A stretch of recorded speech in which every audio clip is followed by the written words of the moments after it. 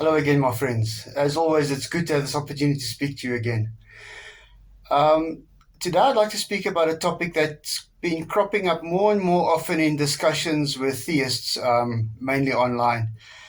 And this has to do with when you ask them why they believe the Bible is true. Once you filter down, distill away all the nonsense, they almost always begin or end with the Bible is true because of prophecy, of fulfilled prophecy in the Bible. All right, so does the Bible have prophecy that has been fulfilled or even seemingly fulfilled? This is what want to take a look at today in this video.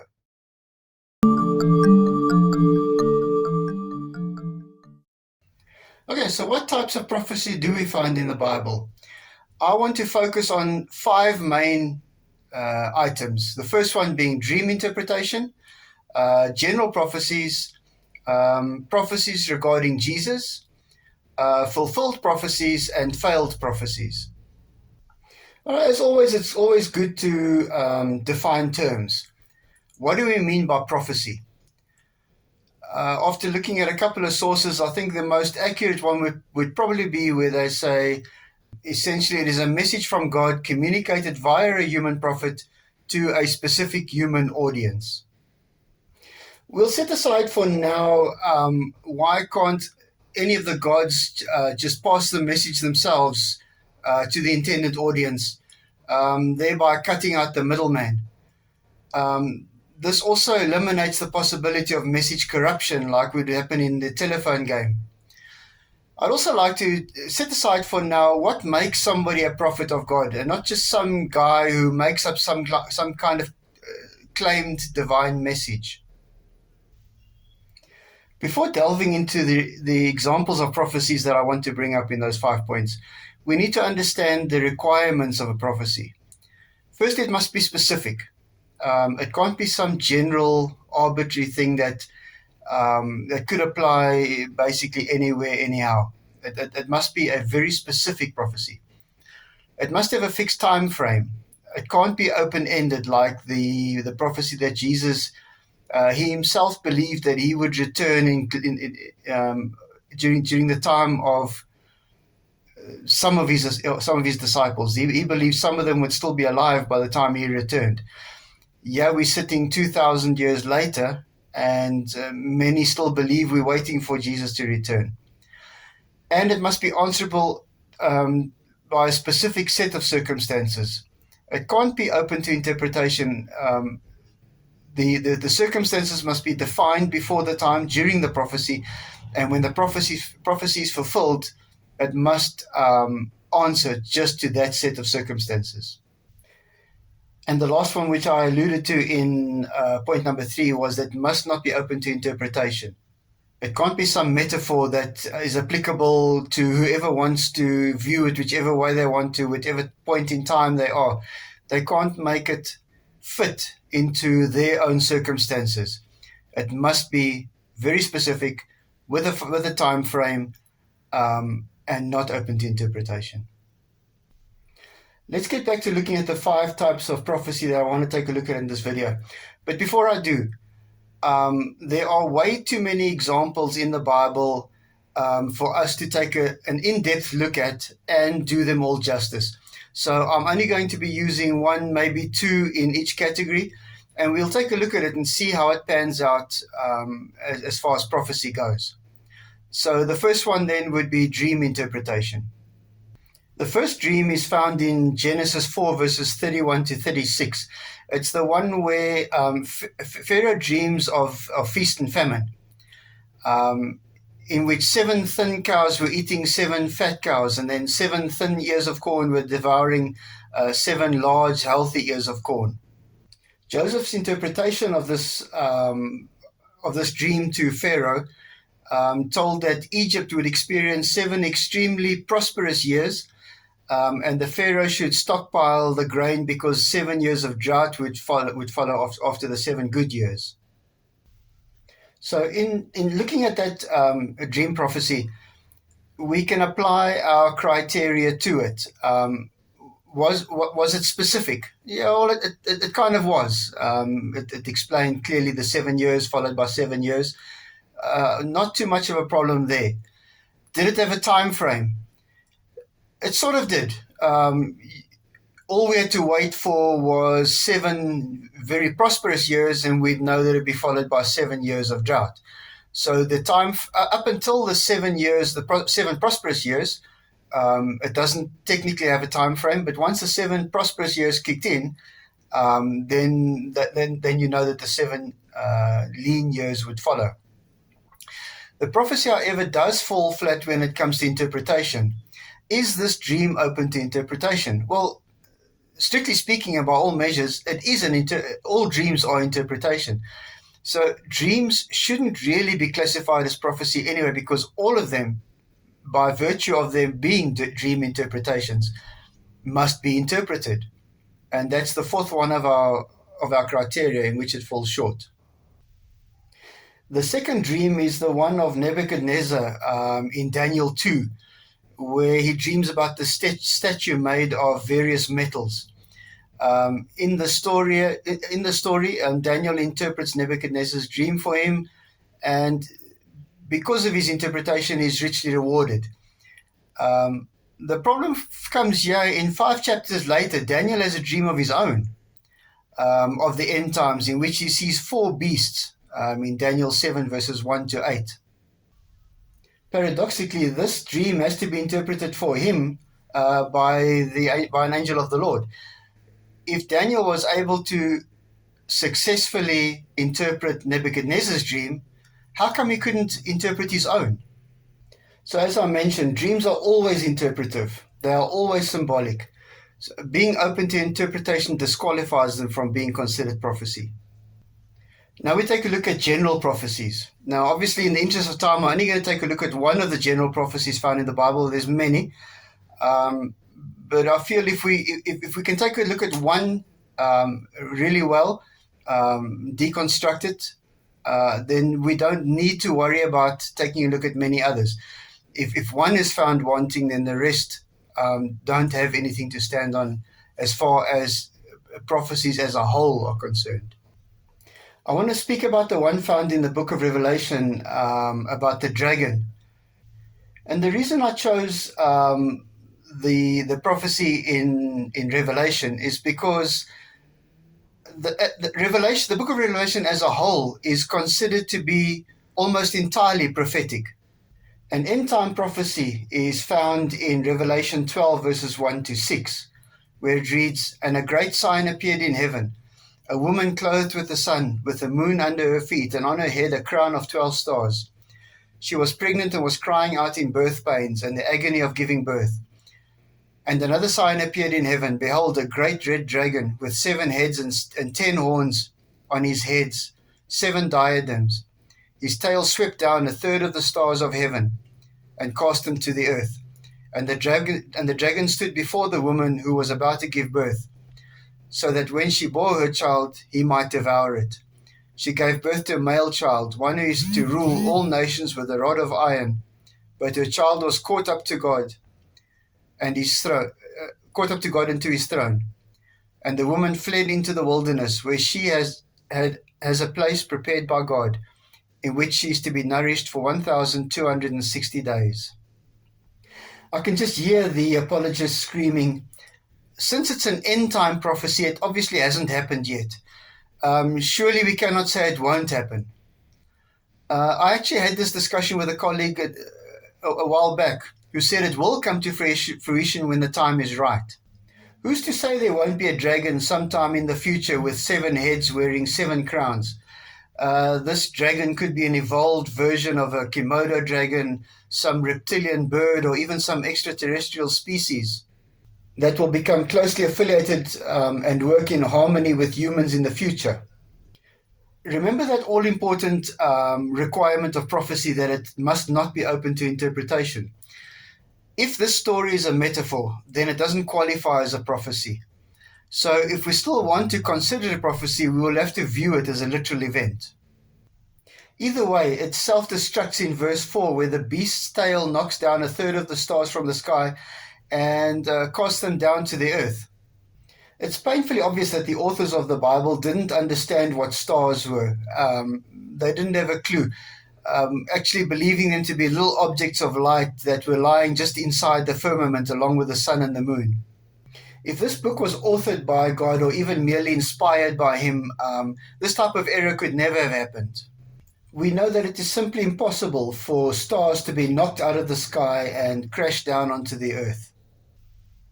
Of all these prophecy categories, probably the most important one, considering that we're speaking about Christianity and the Bible is the foundation of the religion, Jesus is essentially what Christianity is all about.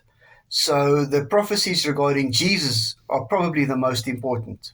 There are many, many prophecies regarding Jesus, and I'm just going to I'm going to list quite a few of them here, and then we'll take a look at one or two in detail just after. The Messiah is to be born in Bethlehem.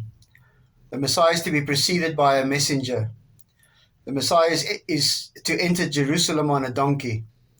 The Messiah is to be betrayed by a friend. He is to be sold for 30 pieces of silver. The money for which Messiah is sold is to be thrown to the potter in God's house. Messiah is to be born of a virgin. Messiah is to be hated without cause. Is to be silent before his accusers. Is to be executed by crucifixion. Is to be given vinegar to quench his thirst. To be executed without having a bone broken. Messiah is to be buried with the rich when dead.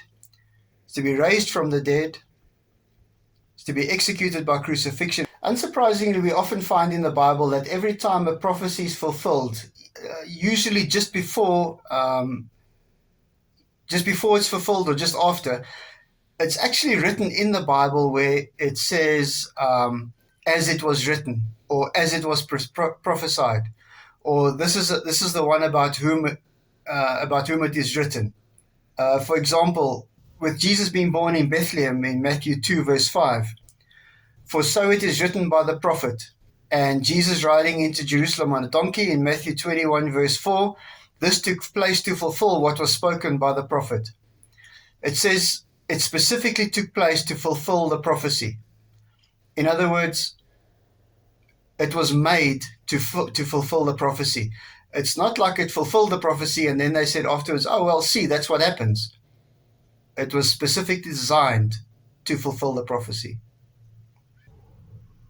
I'm only going to take an in-depth look at two of these Jesus prophecies.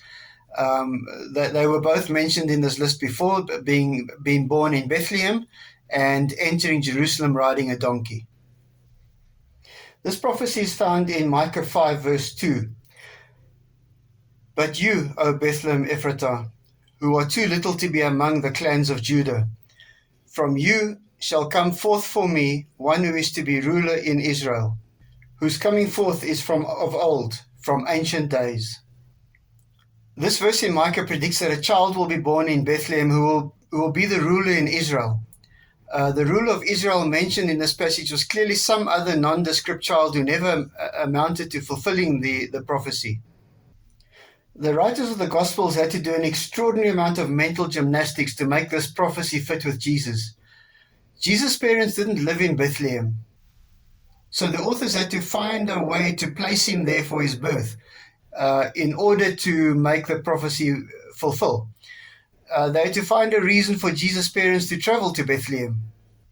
According to Luke 2, verses 1 to 7, Emperor Augustus instituted a new taxation system. And in order to accomplish this more effectively, a census would have to be taken. Everyone was to return to their ancestral home to be counted. Joseph, being the descendant of King David, returned to Bethlehem. Superficially, without putting too much thought into it, the gospel authors seem to have achieved their aim. But I did say superficially. How did Joseph know he was a descendant of King David? And how did he know where his ancestors came from? I, for example, know who my father is, and I know who my grandfather is. I know my great-grandfather's name, but I know very little more about him, virtually nothing. And I come from a family where we are made aware of our ancestry.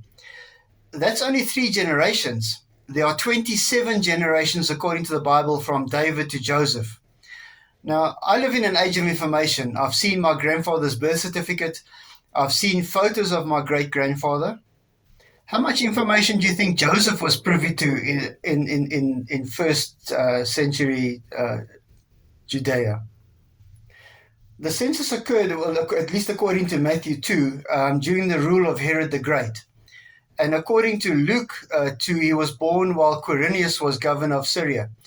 Now, this is something I have covered in an earlier video about problems in the Bible. But it is worth mentioning because it does fall within the range of prophecy. So according to Matthew 2 and Luke 2, Jesus was born during the rule of Herod the Great and while Quirinius was governor of Syria. Here's the problem. Herod died in 4 BC and Quirinius only became governor in 6 AD. So either Matthew was wrong, Luke was wrong, or they both were. They can't both be right. Thirdly, there is no record of Augustus ever decreeing a census, and the Romans kept impeccable records. These are only 3 of the numerous problems placing Jesus' birth in Bethlehem. It would have made virtually no difference to the story of Jesus in his life, aside from his birth narrative, if he had been born in Nazareth or any other local town. This whole convoluted story was made up for the sole purpose of Jesus fulfilling prophecy. The second Jesus prophecy I want to take a look at, as I mentioned before, was the time that he enters Jerusalem on a donkey. This prophecy is found in Zechariah 9, verse 9. Rejoice greatly, O daughter of Zion. Shout aloud, O daughter of Jerusalem. Behold, your king is coming to you. Righteous and having salvation is he. Humble and mounted on a donkey, on a colt, the foal of a donkey. So this prophecy states that the king would ride into Jerusalem on a donkey, on a colt, the foal of a donkey. This verse mentions a donkey and a colt, a young male donkey younger than 4 years old. Now, which one is it? Would the king ride into Jerusalem on a donkey or a colt? This question seemed to bother the author of the Gospel of Matthew. He couldn't decide. Matthew 21, verse 6. The disciples went and did as Jesus had directed them. They brought the donkey and the colt and put on them their cloaks, and he sat on them. It is clear that the disciples put cloaks on both the animals and Jesus sat on both of them. So how would that work? Did they place the taller donkey side by side with a much shorter colt and have Jesus do a kind of ballet split across the 2 animals and ride them simultaneously? Or did he ride into the city on a donkey, jump off, comically sprint out of the gate, climb onto the colt, and dramatically re-enter the city again? Once again, in an effort to force a prophetic fulfillment, the authors either didn't think things through or didn't care for accuracy, or hoped the reader just wouldn't notice. In either case, it's obvious this event probably didn't happen, at least not in the way it was written. All of those Jesus prophecies I mentioned right at the beginning suffer similar problems. On closer scrutiny, each of them can be shown to be either ridiculous, false, or laughably inaccurate. All right, now take a look at the fourth of those prophecies I'd like to look at today, and that is fulfilled prophecies. Once again, although there are many claimed fulfilled prophecies in the Bible, for the sake of time, I'm only going to take a look at one of them, and that's the birth of Israel as a nation, because this is the standard go-to one when it comes to fulfilled prophecies in the Bible. The prophecy is found in Isaiah 66, verse 8, which reads, "Who has heard such a thing? Who has seen such things? Shall a land be born in one day? Shall a nation be brought forth in one moment? For as soon as Zion was in labor, she brought forth her children." This has been claimed to be the fulfillment of the prophecy of the establishment of the State of Israel. On May 14th, 1948, the day before the expiration of the British Mandate, David Ben-Gurion, the head of the Jewish Agency, declared, "The establishment of a Jewish state in Eretz Israel is to be known as the State of Israel." At face value, it would appear as if this was fulfilling the prophecy, but only at face value. The following should also be taken into account. Aren't all countries established in a day? South Sudan, for example, became an independent state on the 9th of July 2011, following a referendum that passed with a 98.83% of the vote. Did that country not come into being in a day? It was, after all, not an independent state the day before, and the day later it was. In the very next verse, however, in Isaiah 66 verse 9, God says he would found the nation, not men. Yet nowhere in the proclamation of statehood is God even mentioned. The last of these prophecy categories I want to take a look at is the failed prophecies. If you had to speak to a Christian apologist, they would say there are no failed prophecies in the Bible. Well, I beg to differ, and I'd like to take a look at one or two of them.